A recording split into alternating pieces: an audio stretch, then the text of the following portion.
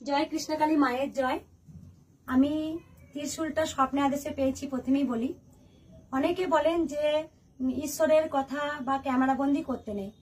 দেখুন, আমার মতে বলে ঈশ্বরের কথা মানুষের কাছে পৌঁছে দেওয়াটাই ভালো। কারণ আমি আজকে মায়ের কথা ছড়িয়েছিলাম বলি অনেক মানুষ কিন্তু উপকৃত হচ্ছেন। আমি এই ত্রিশূলটার কথা আজকে আমি একটু বলবো। এই ত্রিশূলটা আমি কখন পেয়েছি, যে ত্রিশূলটা মা আমাকে স্বপ্নাদেশে দিয়েছে, আমি পুরোটা বলছি না।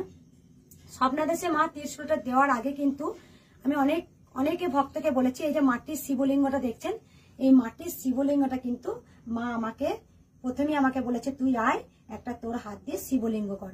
এই শিবলিঙ্গটা কিন্তু একদম কিন্তু মাটি, ভালো করে দেখুন। আমি মাকে কিন্তু বলছি যে আমি কিন্তু শিবলিঙ্গ করতে পারি না। মা বলছে তুই মাটি নিয়ে আয়, দেখ ঠিক শিবলিঙ্গ হয়ে যাবে। তা আমি জানি না, আমার কিন্তু প্রথম কিন্তু মা ত্রিশূল দেয়নি। মা কিন্তু একটা জিনিস আমাকে দেবো সবসময় বলেছেন, স্বপ্নেতে বলতেন। আমি সেটা বুঝতে পারতাম, কি দেবেন কিন্তু জানতাম না।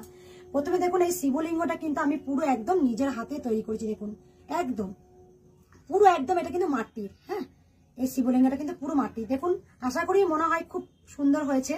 যে শিবলিঙ্গটা বানানোর পর শিবলিঙ্গটা আমি বানিয়েছিলাম কোন দিন, যেদিন আপনারা হয়তো মনে থাকবে, দেখবেন সে চাঁদের মতো আকাশে একটা চাঁদ আর তারা উঠেছিল একসঙ্গে।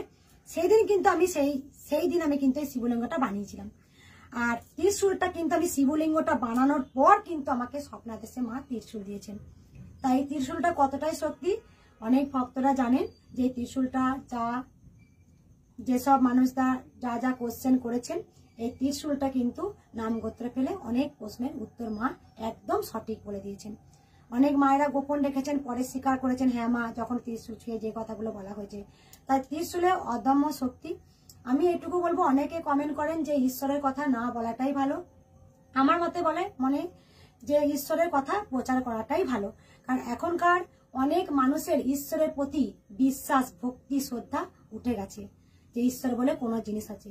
তাই দেখুন, শ্রী রামকৃষ্ণ, মা শারদা, তারপরে বাবা বামদেব, ওনাদের কিন্তু তখন এত ক্যামেরা ছিল না, অত নেটের যুগ ছিল না, কিন্তু ওনাদের কথাগুলো তো আমরা জানতে পাচ্ছি, কোনো না কোনো ভাবে প্রকাশিত তো হয়েছে। তাই আমি এটুকু বলবো, যারা মায়ের খুব ভক্ত বা মাকে ভালোবাসেন, আপনারা প্রচার করুন। কৃষ্ণ নাম যেমন মহাপ্রভু প্রচার করে গেছেন, তা আমিও চাই কৃষ্ণকালীর মায়ের নাম ছড়াক। আর আমি এইটুকু চাইবো, অনেক মানুষ বিপদ থেকে রক্ষা পেয়েছেন, আমি আরো চাইবো যে কৃষ্ণকালী মায়ের আশীর্বাদ নিয়ে আপনারা এগিয়ে যান, আর প্রত্যেকটা মানুষকে যেন কৃষ্ণকালী মা বিপদ থেকে রক্ষা করেন। তাই একবার মন প্রাণ ভরে বলুন, জয় কৃষ্ণকালী মায়ের জয়।